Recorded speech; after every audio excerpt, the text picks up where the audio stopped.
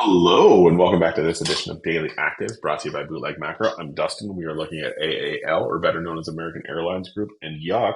If you're looking at this overall chart that's right in front of you, this is the past 9 months of data.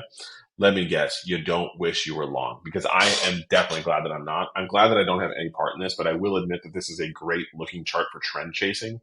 If you buy breakouts or if you sell like breakdowns, this is a great chart. You've had a up move, it looks like, from the middle of April all the way up to the high here in the middle of July. And then since July, it's been nothing but straight down.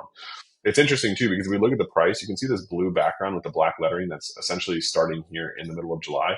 That means it's 2 standard deviations, or in this case, where blue lettering with white background, 3 standard deviations below its 23-day average.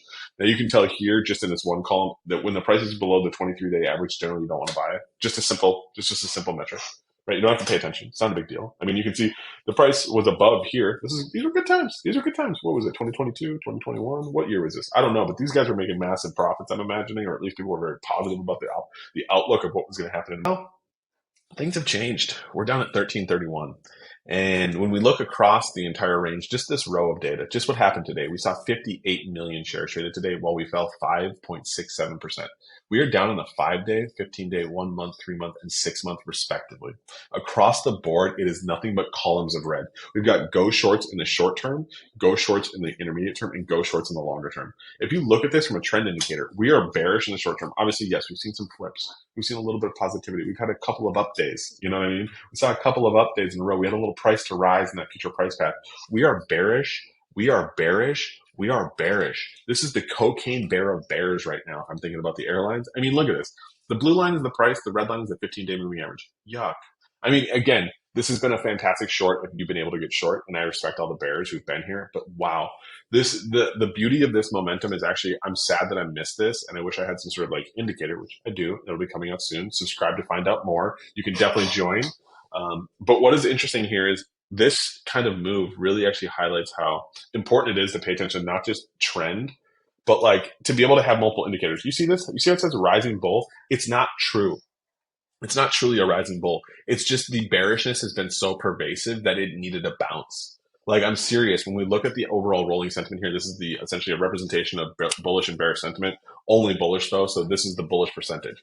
Right now we're at 56% as of today, but generally and average-wise, we've been at 38, 36, 34, 32%. Right? On the 2-day rolling return, you see anytime that it's got blue lettering with a white background, that means it is under 42% bullishness, which is ridiculously low, like ridiculously low. Not for American Airlines, it hit 32% on the 2-day, 5-day, and 10-day. These are the type of moves that you really need to be paying attention to if you're going to want to like actually be like a lazy trader and trade with like the way that the market is going. This thing, and you don't know what these mean. I know you don't know what a coming fall bear or a big bear or a small bear mean.